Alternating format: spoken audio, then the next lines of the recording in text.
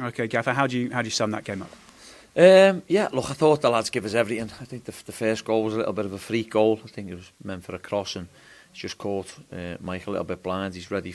He's set, ready to receive the ball that comes in. But we adjusted well. We got back into it. We were on the front foot. We had 47, I think, penalty box entries, and I'm saying to the group in it, look, we were a little bit more clinical. But give Crewe a bit of credit that, especially the first half, they put loads of blocks on the line and bodies on the line, and a few shots blocked, and that's what they're going to do. They got a little bit of advantage, but I think, as you've seen there, late on in the game, we were pushing. We kept going for the second. Couple of penalty shouts, weren't to be tonight, but it weren't for the lack of trying. They threw everything at it, and it just weren't to be. But a point at home against the team there. Them teams are always tough to beat and break down. And I just spoke to Dave there, and you can see the possession for us and everything was all our way. We just didn't have that little clinical and clever edge tonight. But 19 points, Charles, out of 10 games is really pleasing. But now we can sit down, assess the next 10, and we'll look to see what we can get from them. But really pleased. I would have been obviously a lot more pleased with an extra 2 points. Takes us to 21. That's good form. But I can't grumble with the start we've had. The first game of the season, losing at Rotherham, which I don't think we were ready. I take responsibility for that in terms of, and that's no excuses. I think we needed another week.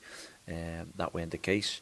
But as I say, we've got 19 points out of all them games, and I'm really pleased.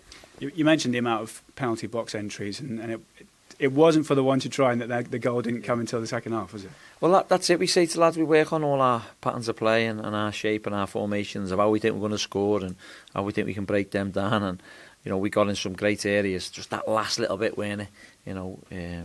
Bodies on the line there, lads, and rightly so. They're going to do that. They're representing the football club and the manager, and they're going to put bodies on the line. We're disappointed that we just didn't have that little clinical and ruthless edge. But it weren't for the lack of trying, as you said. The lads have all been scoring goals. They're on fire, been keeping the back door shut. Apart from today, which was a scrappy goal, and obviously the other day. But again, the goals are limited for the opposition, and we're still scoring. So, as I say, pleased, but I would have been more pleased for an extra 2 points. From watching it from where I was struck again by the energy and pressing and power, despite the amount of games that we've been playing recently. I know. Well, look, they give us that, don't they? The good lads, honest lads, they work the socks off. We've shut them down for the last couple of days, and we've done some visual stuff and visual analysis on them. And even today before the game, we've given them more details on them, and we've had to take them off the legs. The medical team have looked after them, got them fit. Obviously we'll have to assess